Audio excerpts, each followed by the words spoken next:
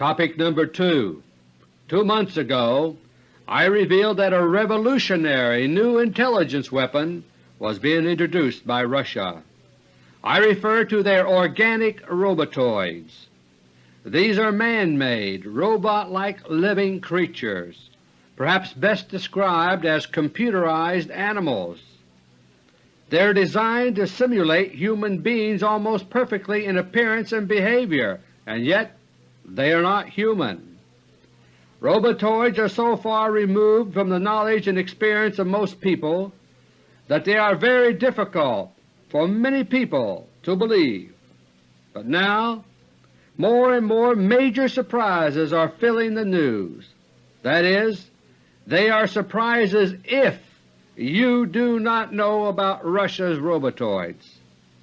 For example, consider the Middle East and the alleged gasoline shortage. Nearly 4 years ago, on October 12, 1975, I wrote an article on the op-ed page of the Washington Star. It was titled, "Who's to Blame for Inflation? It's Time to be Fair to OPEC." The comments I made then are still true today. For example, we hear constantly about the increasing price of oil, but, quote, "You must remember that products from the oil-consuming countries to the oil-producing countries are costing more each day," unquote. And, quote, "Thus oil price rises appear to be limited, while the products of the industrialized countries are unlimited, open-ended. Is this fair?" unquote. When I wrote those words in 1975, I was out of step with the crowd. For the next 3.5 years we were told increasingly that OPEC, especially Saudi Arabia, was our economic enemy. But suddenly, in the past 2 months, everything has changed. The Hate Saudi Arabia chant in the major media has abruptly stopped, at least for the moment. Instead, stories are appearing about renewed trust between the United States and Saudi Arabia, and as if by magic the contrived gasoline lines are disappearing with promises of more gas on the way. It's all the result of the Russian robotoid shuttles to the Middle East, my friends, which I reported in AUDIO LETTER No. 46. Russia stopped the war plan and robbed the big oil companies of their excuse for shortages. Now consider the SALT II Treaty. There's a relationship, my friends, between SALT II and, of all things, the Skylab debacle. There is nothing at all in the major media news about this relationship, but as my older listeners know, SALT II and Skylab are just tips of the same iceberg, and it's an iceberg that is already sinking our ship of state. Earlier I reviewed how the real story of Skylab's fate began on September 27, 1977. That was the day America lost the secret space battle of the Harvest Moon to Russia. 3 weeks later, a Russian Cosmos interceptor blasted Skylab out of existence. The real story of the present SALT II Treaty also began on September 27, 1977. That day Soviet Foreign Minister Andrei Gromyko delivered a speech at the United Nations. By the time Gromyko spoke, it was already clear that Russia was winning the space battle, so he spoke very harshly about American stalling on SALT II. He delivered what amounted to a veiled ultimatum. Then he left for Washington for a highly unusual nighttime meeting at the White House with the real Jimmy Carter and Secretary of State Cyrus Vance. Breathless reporters told the nation there had been a breakthrough in SALT II. But when I recorded AUDIO LETTER No. 26 3 days later, I revealed what had really happened.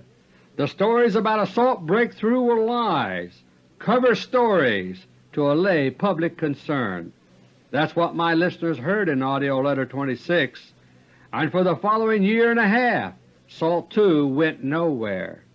But early this year drastic changes in America's rulership began taking place.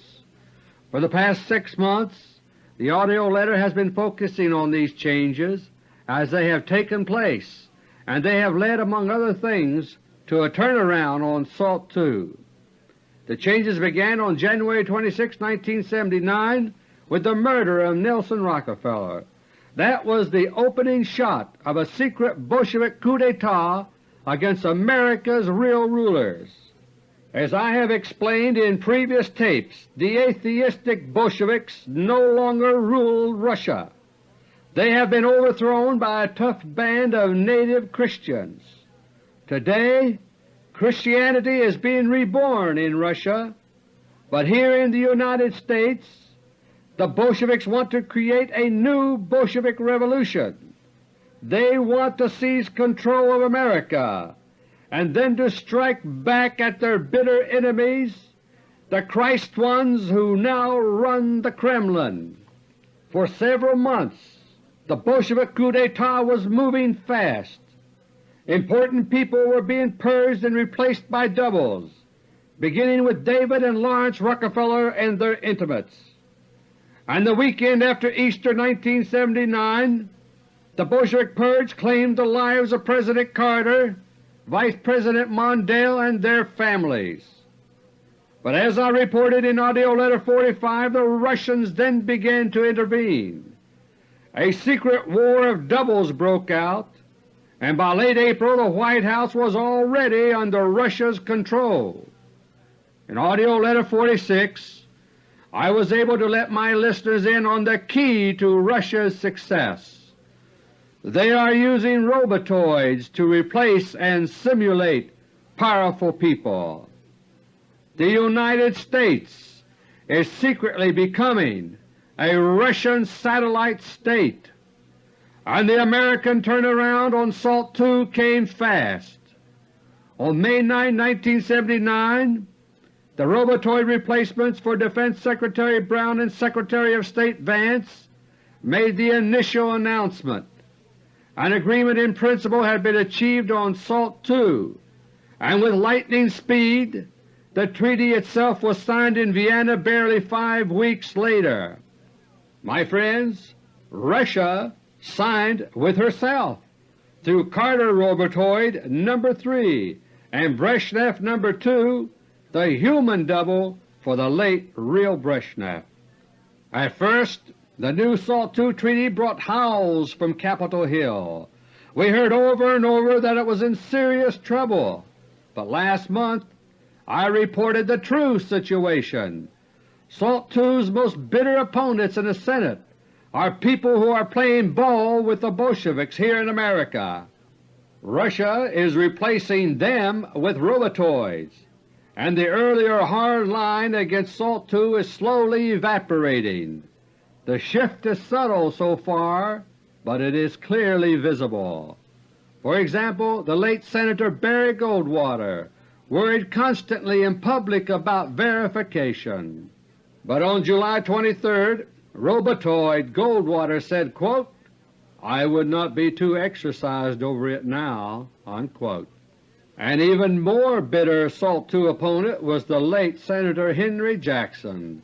Jackson always played up the Russian threat.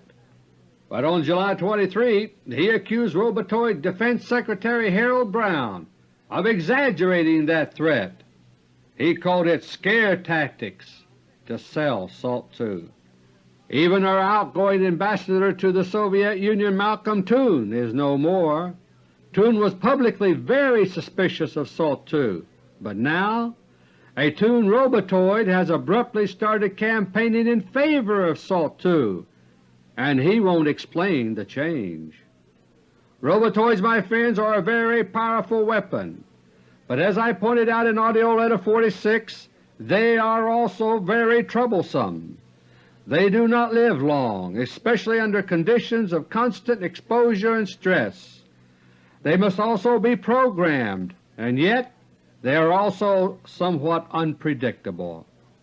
Last month I described the process by which the holographic brain of a Robotoid reproduces the memory of a person being duplicated. Other parts of the brain are altered so that the robotoid ends up as a robot-like being that obeys instructions. But the memory includes involuntary responses which sometimes produce unwanted behavior. This is turning out to be a severe problem in the case of the Jimmy Carter robotoids, because the real Carter had mental instabilities which are reproduced partially in the robotoids. The first signs of erratic behavior by the Carter robotoids came in public comments about Senator Kennedy.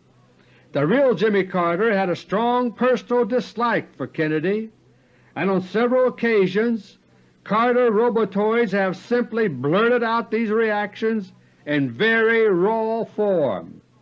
To a degree, this type of thing is a danger with all robotoids. They do not possess truly human judgment.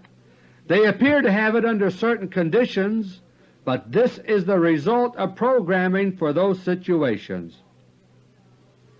The problems of instability and short life cause robotoids to be best suited for interim purposes. For long-term purposes, human agents are still the best.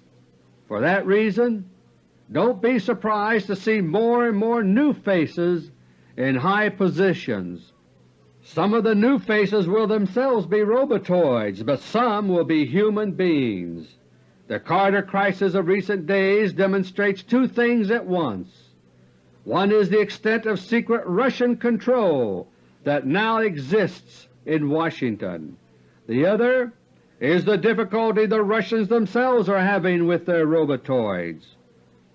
On July 1, Carter Robotoid No. 4 returned to Washington from South Korea following the Economic Summit in Tokyo.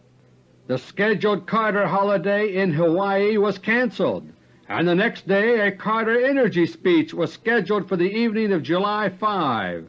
Then the Carter Robotoid family disappeared to Camp David. Jimmy Carter Robotoid 4 was burning out and was disposed of. Robotoid 5 was next in line and had already been tried out several times, but on the 4th of July, the day before the scheduled speech, Carter Robotoid 5 went berserk. It was disposed of, leaving only Robotoid 6 on deck. Each new robotoid is given exposure on a small scale first to test its wings, so to speak. For example, our alleged President goes fishing with a few friends or visits a farm family. But this had not yet been done with Robotoid 6 on July 4th, so that left the Russians no choice. The speech was cancelled without explanation. The Jody Powell robotoid refused to answer reporters' questions. The press was stunned. Capitol Hill was shocked and dismayed, and Carter's own staff, those who are still human, were caught by surprise. The following evening, July 5, the White House Energy Group held a meeting. Afterward, the Washington Star quoted a key administration official as saying that, quote, "There was incredible disarray." Unquote. Meanwhile, Carter's political advisors supposedly were summoned to Camp David. By Friday evening, July 6, Carter Robotoid 6 was programmed and ready for initial controlled exposure. Thus began the so-called Domestic Summit at Camp David. Puzzled observers said they could not figure out what Carter hoped to accomplish with all this. The people invited to Camp David, after all, were people whose views were already known to Carter, almost without exception. A number of the participants, as they left, scratched their heads in puzzlement. Carter, they said, had talked little. He simply sat taking notes and nodding most of the time. My friends, two things were going on at Camp David. One was the controlled exposure I mentioned earlier for Carter Robotoid 6. But in addition, key individuals among the visitors were robotized. That is, the real person arrived, but a robotoid departed. The individuals who were robotized at Camp David have been identified from Nelson Rockefeller's hit list, which I discussed 2 months ago. Others were invited and left untouched as a smokescreen. All those on the list who arrived at Camp David are now dead. In their place are robotoids, carrying on in their places like programmed zombies. The people themselves are dead, and the Robotoids are not conscious of being alive. And so the secret war of the Walking Dead goes on. On July 11, Skylab Day according to NASA, the Camp David Domestic Summit ended abruptly. Carter Robotoid 6 had started behaving erratically.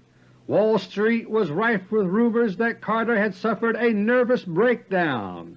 Robotoid 7 was brought onto the scene, and the next day Robotoid 6 was eliminated. Once again Carter was said to be at work on his energy speech.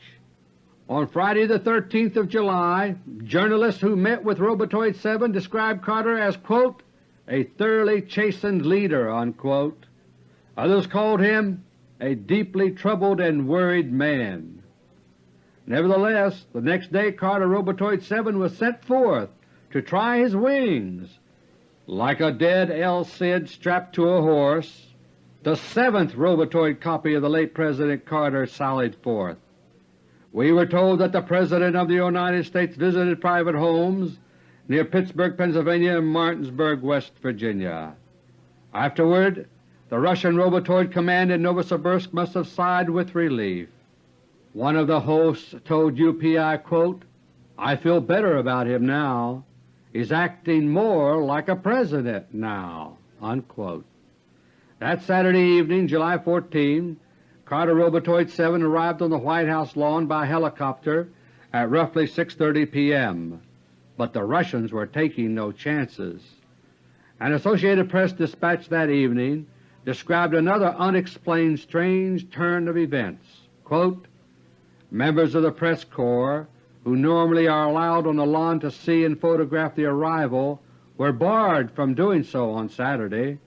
White House press officials gave no reason for the change, except to say they saw no reason for the coverage, unquote. The following evening, Sunday, July 15, Carter Robotoid 7 successfully delivered the long-delayed energy speech. But as it turned out, energy was only part of his subject. In that regard, the Russian program to nationalize the big oil companies was set in motion. That is what the so-called Energy Security Corporation is actually all about. And to cut down all bureaucratic obstacles to Russia's energy plans here, the Energy Mobilization Board is to be created. But the speech had a much broader thrust, dealing with the crisis of the American spirit. Some commentators have joked about the speech as Carter's Sunday night sermon, quote, unquote. But as I will point out briefly in topic number 3, we would be wise not to laugh, because, my friends, the words of the Carter Robotoid 7 came straight from the Kremlin, and the Kremlin is not joking. Even the speech itself was not without its mystery. The following day an article in the New York Times pointed out, quote, another extraordinary development was that the White House had no advance text of the speech, the President's 10 days of deliberations notwithstanding. It was the first time in the memory of veteran reporters that no prepared text was released, unquote. Even so, the speech gave the impression momentarily that things were finally back to normal, but that impression was shattered less than 48 hours later. Shortly after 4 p.m. July 17, the Jody Powell Robotoid issued another brief surprise announcement to reporters. Something unprecedented had happened. The entire Carter Cabinet and all senior members of the White House staff had offered their resignations. Once again, the Washington establishment was shaken to its foundations. But if the resignations were a shock here, they were a lightning bolt overseas, because in other countries the resignation of an entire cabinet means just one thing. It means the government has fallen. For the next few days, news reports worldwide were filled with worried reactions. On all sides we were hearing words like dismay, bewilderment, disbelief. Senators and others described Carter as acting erratically. One said publicly, quote, "We are worried about him having some kind of breakdown." Unquote. Another said, quote, "I think the President is nuts." Unquote. Soon a Jimmy Carter robotoid may well flee the White House. That will leave 1980 as the year of the dark horse, because as of now every major potential presidential candidate has been replaced with a robotoid. 2 months ago, when I first made public my intelligence on the Russian robotoids, I gave a warning. I knew many people would find them unbelievable, but I also cautioned that, quote, "Events in the days ahead will be impossible to understand without knowing this secret." Unquote. And now, my friends, those events are already taking place.